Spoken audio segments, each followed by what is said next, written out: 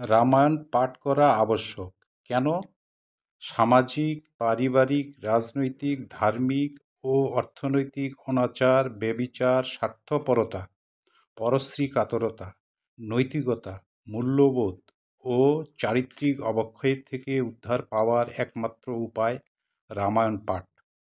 কারণ ১ নাম্বার শৈশবকে প্রবুদ্ধ করে, ২ নাম্বার যৌবনকে শুদ্ধ করে, ৩ নাম্বার বৃদ্ধাবস্থাকে সিদ্ধ করে। করণ: শৈশবকালে মা-বাবা, বয়োবৃদ্ধ এবং গুরুদেবের কাছ থেকে যে উত্তম সংস্কার, শিষ্টাচার ও বিদ্যালাভের মাধ্যমে ভক্তি, শ্রদ্ধা, চরিত্র গঠন, দেশপ্রেম, মূল্যবোধ, ন্যায়নীতি, কর্তব্যপরায়ণ, পরোপকারী ও সমাজ সেবায় শিশু মনকে প্রবুদ্ধ করে।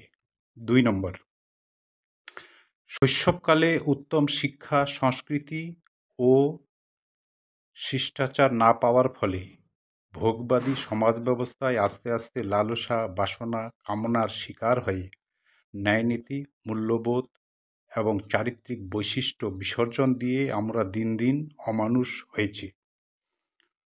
শৈশবের শিক্ষা দীক্ষা, গুরুজনের উপদেশ ভাবী যুবক যুবতীদের চরিত্রবান, সৎ, সত্যবাদী, আদর্শবান এবং নিষ্ঠাবান হয়ে শুদ্ধতা, পবিত্রতা ও শুচিতা বজায় রেখে জীবনযাপন করে পরিবার, সমাজ, সংস্কৃতি ও রাষ্ট্র গঠন করুন।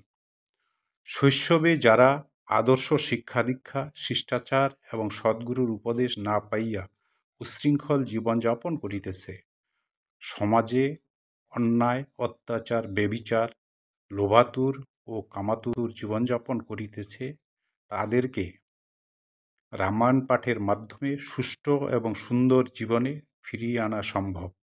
৩ নম্বর বৃদ্ধাবস্থা বড়ই কষ্টের।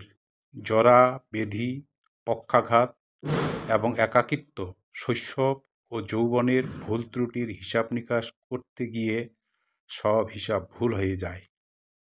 শৈশবকাল গেল খেলাধুলা করে, যৌবনকাল গেল রসে বসে, বৃদ্ধকালের সিদ্ধির কথা ভাবলাম না, তাই তো প্রভু রাম আমার ডাকে সাড়া দেয় না। আস্তিক হন অথবা নাস্তিক, শান্তির জন্য রামায়ণ পাঠ আবশ্যিক। নমস্কার।